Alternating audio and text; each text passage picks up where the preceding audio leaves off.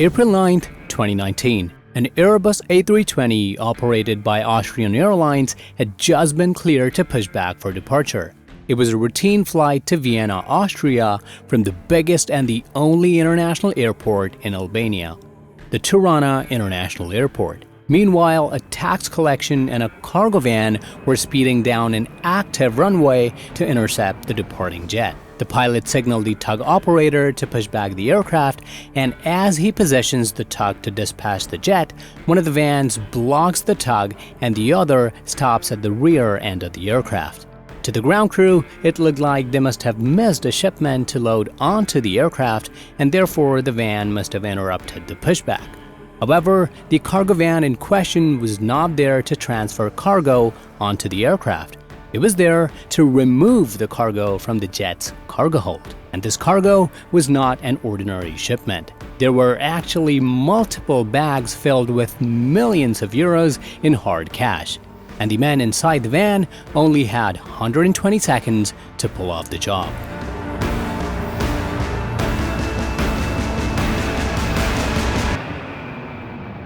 On April 9, 2019, an Austrian Airlines flight OS A48 arrived from Vienna, Austria, and after a scheduled layover, it was preparing to head back again to Austria's capital the same evening.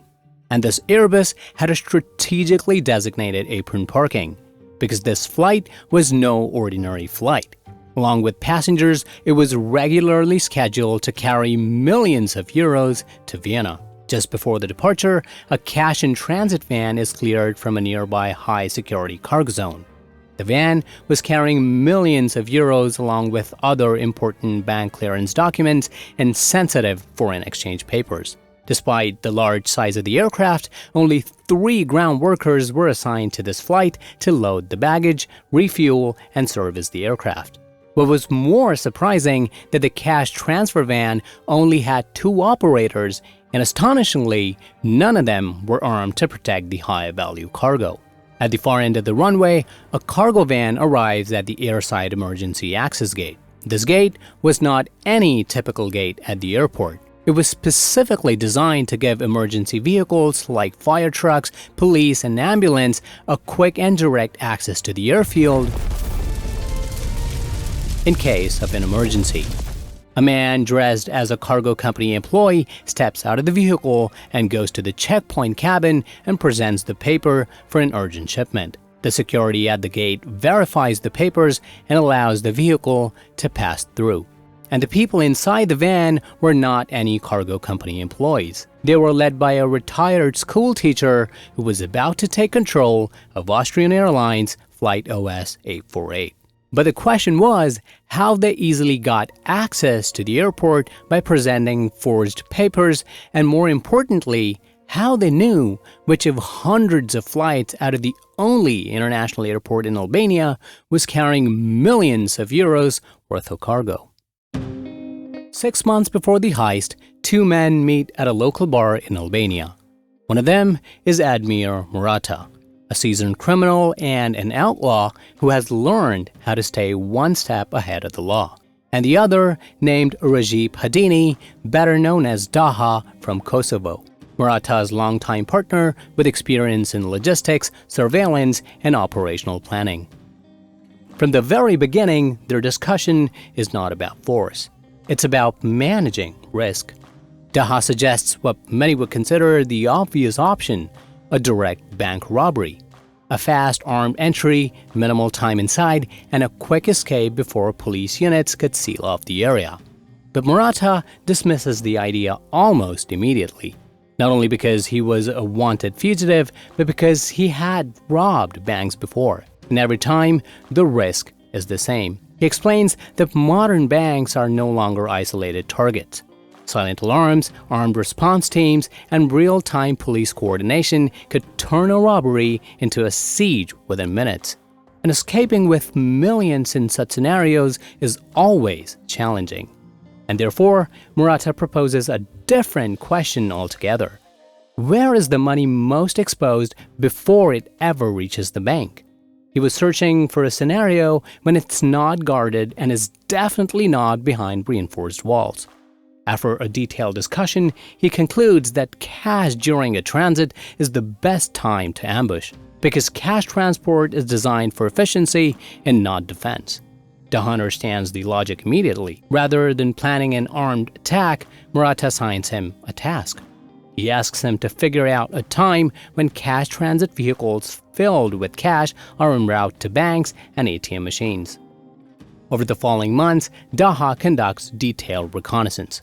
He studies multiple banks, tracks ATM refill schedules, observes procedures and security responses. But the conclusion is always the same. Even though cash transfer for banks and ATM machines are relatively easy targets, they are still heavily protected by armed guards. During one such reconnaissance of a foreign bank in Albania, Daha notices an unusual van with cameras parked nearby. He casually asks one of the guards posted outside, "What's this for?" And the guard innocently replies that these are cash transfer vans that carry cash to and from this facility to various locations like ATMs, other regional banks, and the Rinas airport. Daha immediately arrives at a conclusion that if they somehow intercept the cash van at the airport, the balance would change completely. A few days into the planning, Daha contacts a man who worked as an electrician at the airport. And luckily, this man was regularly assigned the job to repair and maintain electrical boxes and light poles located at the cargo terminal. And because Tirana Airport had only one cargo terminal for all freight handling, including high-value cargo like cash and jewelry, he was aware of the movement of cash arrival and departure schedules. Daha asks the electrician to survey and take note of the cash movement, how and when it is loaded onto the aircraft, with a promise that he will be paid a good cut from the heist if he provides detailed information about the cargo handling. And within a few days, the electrician delivers something far more valuable than schedules. Information that was about to completely change the course of their operation. He explains Daha that there is an access point to the airport that most of the general public and cargo operators are unaware of. The airside emergency access. The gate only used for one purpose: fire trucks, ambulances, and response units that couldn't afford delays. And because of that urgency, the gate had one defining feature. It led straight onto the airfield. No scanners, no layered checkpoints, and secondary inspections. Once it opened, the runway and apron were right there. He also adds that he personally knows the gate operator, and if he convinces him to be on board with the mission, he would give the gang clear access to the airfield without any checks. And surprisingly, the gate operator agrees to the electrician's offer. Murata and Daha now had the path of least resistance that would give them direct access to intercept the aircraft. Over the following weeks, Murata meets a man named Alkan Benghazi and two other men and brings them on board for the mission. Meanwhile, Daha sets out to find the most appropriate vehicles to execute the heist. One of Murata's men meet an old criminal named Clement Kala, who was in fact Murata's cousin and had contacts in an organized crime network. Kala and two other men arrive at an old warehouse where they are provided with automatic weapons, hand and smoke grenades, and tactical clothing. However, these gears were not for violence. They were strictly for intimidation. Murata had given clear instructions mentioning they'd have a very short time window to execute the heist, and thus any use of force must be absolutely avoided. All the three men, after paying for the weapons, leave the warehouse and arrive at an old repair shop that Benghazi had rented for modifying and repainting the vehicles he had arranged for the heist. They repaint the vehicles to make it look like an airport cargo van and the other as a tax collection van. In the meantime, Murata and Daha revisits the airport multiple times, taking notes of security at the airside emergency gate and presence of any police patrol vehicles in the vicinity.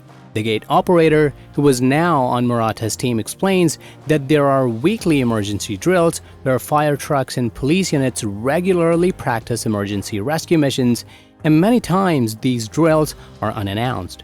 which means on the day of the heist, there could be a drill that's not on the roster and could lead to complications.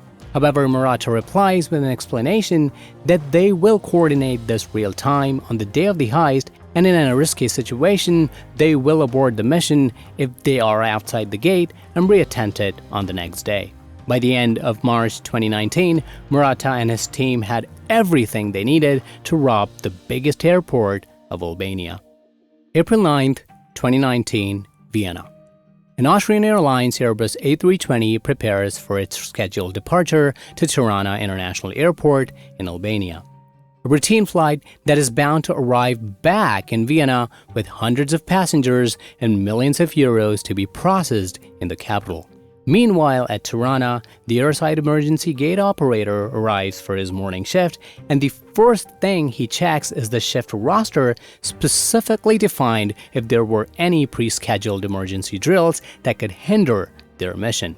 At around 10 a.m. local time, the aircraft departs from Vienna International Airport. Meanwhile, the electrician checks the flight schedule and calls Murata to confirm that the flight has departed and is scheduled to arrive at 11:30 a.m. in Tirana. Some of Murata's team members get in the van and drive to the airport and wait near the airside emergency gate to keep an eye on any unannounced drills. Meanwhile, Murata changes his outfit, puts on a silicone mask and sunglasses to conceal his true identity. At the cargo terminal, the electrician keeps a close eye on the cash-in-transit van that is scheduled to arrive sometime later in the day. Because he does not have the exact timestamp of the van's arrival, he had already informed Murata during the planning to keep the infiltration timing flexible. Meanwhile, Murata at his home hands over a detonator and inflammable material to his wife and tells her that when the time comes, she knows what to do. His wife understands the assignment, and Murata leaves for the airport. At around 11:30 a.m., the Airbus turns on to its final approach and finally lands at the airport. After taxiing for almost 10 minutes, the aircraft arrives and parks at its designated apron. The electrician, while working in the nearby vicinity, spots the aircraft at its parking and immediately calls Murata to inform that the aircraft has arrived. However, he doesn't have any information about the cash van at the moment. He also adds that the flight is scheduled to depart later in the day, and that is almost the exact time he has always seen the cash van transferring the money just a couple of minutes before departure. At around 1:30 p.m. in the noon, the airside gate operator spots an airport patrol unit approaching the gate. And because it was a police car, he could not question their authority and simply opens the gate and the vehicle enters the airport. He immediately calls Murata, warning him that there is a bad news. A police patrol car had just entered the gate and he has no idea if or when it will exit the gate. Murata replies that if the vehicle does not exit the gate, they will abort the mission and retry some other day. The airport patrolling was a regular procedure at the airfield, and this was the only element that Murata's team had no control over. However, fortunately, within a couple of hours, the patrol vehicle, after completing its round, exits the gate and leaves. Murata and his team finally gains the confidence that it would be a clean in-and-out mission, and the gate operator also assures them that it doesn't seem that they would have any emergency drills for the day. After waiting almost the entire day to infiltrate the airport, the cash transit van finally shows up at the cargo terminal gate. The security checks takes place, and the van is cleared through.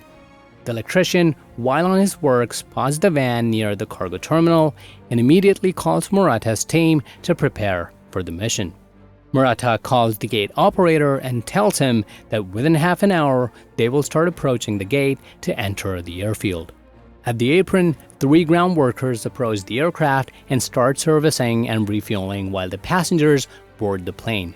A few minutes later, the baggage loader opens the cargo hold to load all the cargo onto the aircraft. Almost at the same time, the ground control orders the cargo operator to dispatch the cash van.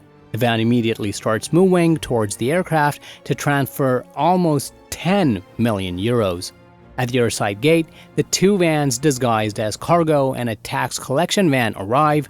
Murata steps out and shows the papers to the operator. Both act like they're actually going through a security check, and after signing off the fake papers, the operator opens the gate and both vehicles gain direct access to the active runway. At the apron, the pilots, after performing the pre-flight inspection, board the aircraft and start preparing it for the engine start. Meanwhile, the two vans start speeding on the runway to immediately get to the apron to avoid any potential collisions with the departing traffic. At the apron, the ground workers remove all the equipment after closing the cargo hold, and the pilots receive instructions for engine start and pushback. A tug backs up into position and is connected to the aircraft.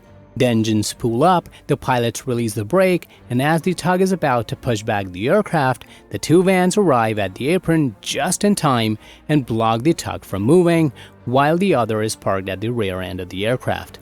All gang members step out of the van brandishing their weapons and immediately take over the tug operator and other ground workers still positioned near the aircraft.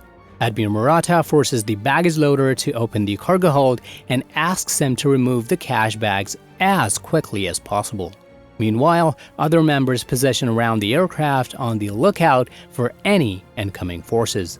The baggage loader removes the bags one by one, and with the help of another gang member, all the cash is transferred into the van within 2 minutes.